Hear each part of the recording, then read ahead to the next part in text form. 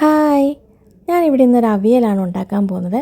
അപ്പോൾ ഈ അവിയൽ വെക്കാൻ അറിയാൻ മേലാത്തവർക്ക് കൂടി നല്ല രീതിയിൽ നല്ല ടേസ്റ്റായിട്ട് വെക്കാൻ പറ്റുന്ന ഒരു അവിയലാണ് ഞാനിന്നിവിടെ പറയുന്നത്. അപ്പോൾ എല്ലാവരെയും ശ്രദ്ധിച്ച് വീഡിയോ മുഴുവനായിട്ട് കാണണേ. അപ്പം നമ്മൾ വെള്ളരിക്കയാണ് ആദ്യം എടുത്തിരിക്കുന്നത്. അതിൻ്റെ മുകൾ ഭാഗം ഞാൻ സാമ്പാർ വെക്കാനായിട്ട് മാറ്റി വയ്ക്കുക. ബാക്കി നല്ല അരിയുന്ന പാകത്തിന് കിട്ടുന്ന രീതിയിൽ ഞാൻ മാറ്റി വെച്ചിട്ടുണ്ട്. പിന്നെ പടവലങ്ങായും അതും അത്യാവശ്യം നമുക്കൊരു നീളത്തിൽ തന്നെ മുറിച്ചെടുക്കണേ. അത് മുറിച്ചെടുത്തതിന് ശേഷം അതിനകത്ത് ഇത് കുരുവൊക്കെ ഉണ്ടല്ലോ, അതൊക്കെ കളഞ്ഞിട്ട് നമുക്ക് വെള്ളത്തിലിട്ട് വെക്കണം. ഇത് നമ്മൾ അധികം കനവില്ലാതെയാണ് അരിഞ്ഞെടുക്കുന്നത്. അതുപോലെ തന്നെ ക്യാരറ്റും അത്യാവശ്യം നല്ല നീളത്തിൽ തന്നെ മുറിച്ചെടുക്കണം. ബാക്കി വരുന്നതൊക്കെ ഞാൻ സാമ്പാറിനായിട്ട് മാറ്റി വയ്ക്കുവേ.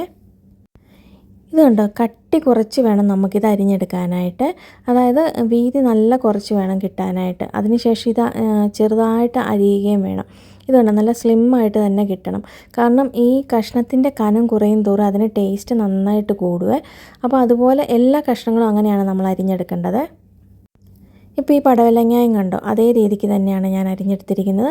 അതുപോലെ തന്നെ വെള്ളരിക്കായും അതുപോലെ തന്നെ കനം കുറഞ്ഞ് നന്നായിട്ട് അരിഞ്ഞെടുക്കണേ. ഞാൻ അവിയലൊക്കെ ഉണ്ടാക്കുന്ന സമയത്തില്ലേ, തലേദിവസം കഷ്ണം എല്ലാം അരിഞ്ഞു വയ്ക്കും. അതായത് വെള്ളരിക്ക, പടവലങ്ങ, ക്യാരറ്റ് ഇതൊക്കെ അരിഞ്ഞതിന് ശേഷം നല്ലൊരു പാത്രത്തിലാക്കിയിട്ട് ഫ്രിഡ്ജിനകത്ത് അടച്ചു വയ്ക്കുക. എയർ കയറാതെ നോക്കിയാൽ മതിയെ. അപ്പോൾ ഈ കഷ്ണത്തിൻ്റെ നിറമൊന്നും മാറത്തില്ല. പിന്നെ നമ്മൾ ഉരുളക്കിഴങ്ങ്, പച്ചക്ക ഇതൊക്കെ എടുക്കുന്നുണ്ടെങ്കിൽ അരിഞ്ഞു വെച്ചാൽ അതിൻ്റെ നിറമൊക്കെ മാറും. അപ്പം ഞാനത് തലേദിവസം അരിഞ്ഞ് ഫ്രിഡ്ജിലൊക്കെ വെച്ചു. ഇതിപ്പോൾ അടുത്ത ദിവസം നമ്മൾ അവിയൽ വെക്കുന്ന ദിവസം എടുത്തതാണ്. അപ്പോൾ അത് പൊട്ടറ്റോയും ഞാൻ എടുത്തിട്ടുണ്ട്. ഉരുളക്കിഴങ്ങ് ഇതുപോലെ കനം കുറച്ച് അരിഞ്ഞെടുക്കുക. ഞാൻ ഉരുളക്കിഴങ്ങ് ഇച്ചിരി കൂടുതലിടും, എനിക്കത് ഭയങ്കര ഇഷ്ടമാണ്. അതുപോലെ തന്നെ ക്യാരറ്റ്, പിന്നെ കോവയ്ക്ക, പിന്നെ മുരിങ്ങയ്ക്ക, അതൊക്കെ ആ സമയമാകുമ്പോൾ നമുക്ക് അരിഞ്ഞെടുത്താൽ മതിയേ. കോവയ്ക്കയൊക്കെ ആണെങ്കിലും കനം കുറച്ച് അരിഞ്ഞെടുക്കണേ. അപ്പോൾ ആ ഒരു ടേസ്റ്റ് ഞാൻ പറഞ്ഞില്ലേ, കനം കുറച്ച് അരിയുമ്പോഴത്തേന് നല്ല ടേസ്റ്റാണ്.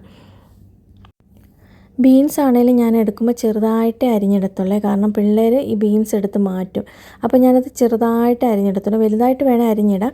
ഞാൻ എടുക്കുമ്പോൾ എപ്പോഴും ചെറുതായിട്ട് അരിഞ്ഞിടുന്നത്. അപ്പോൾ കോവയ്ക്കായും മുരിങ്ങയ്ക്കായും ബീൻസ് ഞാൻ അരിഞ്ഞ് മാറ്റി വെച്ചിട്ടുണ്ട്. ഇനി നമുക്ക് ചട്ടിക്കകത്താണ് ഞാൻ വെക്കുന്നത്. ചട്ടിക്കകത്ത് എണ്ണ ഒഴിച്ചതിന് ശേഷം നന്നായിട്ട് ചുറ്റിക്കണം. അതിനുശേഷം നമുക്ക് അതിനകത്തോട്ട് കറിവേപ്പില ഇട്ട് കൊടുക്കണം. കറിവേപ്പില ഇട്ടൊന്ന് ചൂടായി വരുമ്പോഴത്തേനും നമുക്ക് നമ്മുടെ കഷ്ണങ്ങളെല്ലാം അതിനകത്തോട്ട് ഇടണം.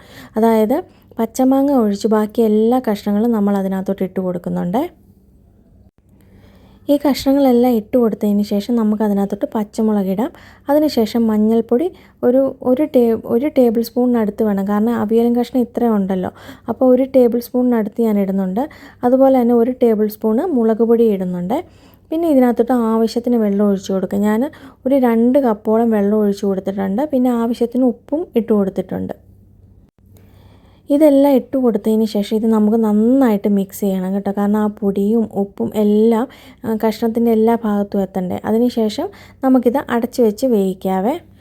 ഞാനിപ്പോൾ ഇവിടെ 2 പച്ചമാങ്ങയാണ് എടുത്തിരിക്കുന്നത്. നല്ല പുളിയുള്ള മാങ്ങയാണ്. ഇത് കുനുകുന അരിഞ്ഞ് വേണം എടുക്കാനായിട്ട്. അതിനുശേഷം ഇത് നന്നായിട്ട് ഇളക്കി യോജിപ്പിക്കണം. ഇങ്ങനെ ചെറുതായിട്ട് അരിഞ്ഞെടുത്താലുള്ള ഗുണം എന്ന് പറഞ്ഞാൽ പെട്ടെന്ന് പുളി എല്ലായിടത്തും പിടിക്കുക.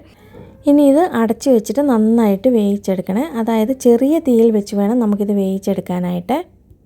ഇനി ഇതിനുള്ള അരപ്പിനായിട്ട് ഒരു 10-15 അല്ലി ചെറിയുള്ളി വേണം, കറിവേപ്പില വേണം, 1/2 ടീസ്പൂണോളം മഞ്ഞൾപ്പൊടി, 1/2 ടീസ്പൂൺ മുളക് പൊടി, 1/2 ടീസ്പൂൺ നമ്മുടെ ചെറിയ ജീരകം, പിന്നെ തേങ്ങാപ്പീര. ഇപ്പോൾ ഇത് മുഴുവൻ തേങ്ങാപ്പീര എടുക്കണ്ട, ഇതിനകത്തുനിന്ന് പകുതി എടുത്തിട്ട് നമുക്ക് നന്നായിട്ട് അരയ്ക്കണം. അതിനുശേഷം അരയ്ക്കാത്ത തേങ്ങാപ്പീര ഉണ്ടല്ലോ, അതിൻ്റെ കൂട്ടത്തിൽ നന്നായിട്ട് മിക്സ് ചെയ്യണം. അത് കൈകൊണ്ട് തന്നെ നമ്മൾ മിക്സ് ചെയ്യണേ. എന്നിട്ട് ഇത് നമുക്ക് നമ്മുടെ അവിയലിൻ്റെ കഷ്ണം വെന്ത് വന്നില്ലേ, അതിൻ്റെ മേളിലോട്ട് ഇങ്ങനെ ചേർത്ത് കൊടുക്കാവേ. അതിങ്ങനെ നിരത്തി ഇട്ട് കൊടുത്തിട്ട് ചെറിയ തീയിൽ ഒന്ന് ആവി കയറ്റിയെടുക്കണേ. അതിനുശേഷം നമുക്കത് നന്നായിട്ടൊന്ന് ഇളക്കിയെടുക്കാവേ. ഇനി ഇതിന് വേണ്ടത് നമുക്ക് ചെറിയ ഉള്ളി എടുക്കണം. ഒരു 3-4 ചെറിയ ഉള്ളി എടുക്കണം. പിന്നെ നമുക്ക് കറിവേപ്പിലയും വേണം. ഈ കറിവേപ്പിലയും ചെറിയ ഉള്ളിയും കൂടെ നമ്മുടെ ഇടിങ്കല്ലിനകത്തിട്ട് നന്നായിട്ട് ചതയ്ക്കണം. ചതച്ചതിന് ശേഷം ഇതിന് വെളിച്ചെണ്ണ ഒഴിക്കണമല്ലോ. വെളിച്ചെണ്ണ ഇട്ട് നന്നായിട്ട് ഒന്ന് നമ്മൾ കൈ ഇട്ടിങ്ങനെ ഞെരടി ശരിയാക്കിയതിന് ശേഷം നമ്മൾ അവിയലിൻ്റെ തീ ഓഫ് ആക്കിയിട്ട് വേണം ഈ മിക്സ് ചേർക്കാനായിട്ട്. സാധാരണ നമ്മൾ വെളിച്ചെണ്ണ ഒഴിക്കുമല്ലോ, അതിന് പകരം ഇങ്ങനെ ഒന്ന് ചെയ്ത് നോക്കിയാൽ ഒന്നും കൂടെ ടേസ്റ്റാണ്. അത് കുറച്ച് കഴിയുമ്പോഴത്തേനും നമുക്കത് നന്നായിട്ടൊന്ന് മിക്സ് ചെയ്ത് കൊടുക്കാവേ.